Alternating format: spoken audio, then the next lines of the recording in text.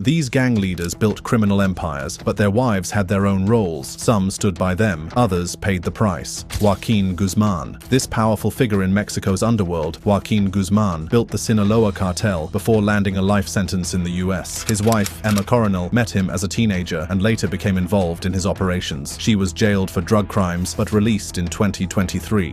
El Menchito. Coming from a family involved in organized crime, Ruben Oseguera Gonzalez, known as El Menchito, built a life with his wife, Rosalinda Gonzalez Valencia. Their world was shaped by the cartel. Rosalinda was arrested in 2018 for money laundering and sentenced in 2023, keeping them connected to criminal activities. Sam Giancana.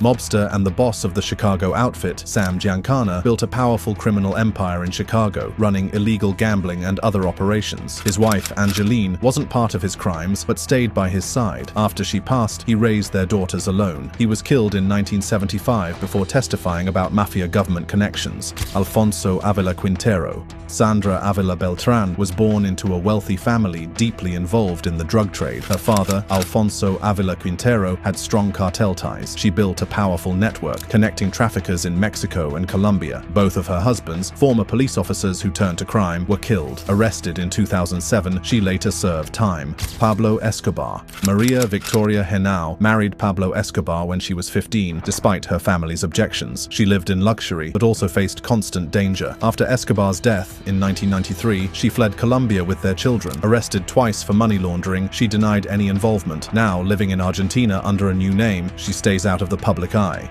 John Gotti. In New York's underworld, John Gotti built a powerful reputation, leading a feared organization. His wife, Victoria, stayed by his side, embracing a life of luxury despite the dangers. After his conviction and death, she stepped away from the public eye, choosing a quieter life while occasionally sharing stories about their time together. Vincent Gigante. Popularly known as the Chin, Vincent Gigante ran a powerful crime organization while pretending to be mentally ill. He wandered New York in a bathrobe, mumbling to avoid prosecution. His wife, Olympia, stayed by his side, even during his trial. After his conviction, he died in prison. Salvatore Riina. In Italy, Salvatore Riina controlled a violent mafia network, ordering killings while evading capture for more than 20 years. His wife, Antonietta Bagarella, came from a family deeply tied to the same world, with her brother Leoluca also serving a life sentence. Riina was finally arrested in 1993 and died in prison in 2017. Frank Lucas. American drug lord and gangster Frank Lucas built a massive heroin operation in New York, with his wife, Juliana Farrett, deeply involved. She supported his business, served time in prison, and later reunited with him. Their lives were shaped by crime, arrests, and time apart, but they always found their way back to each other. Meyer Lansky.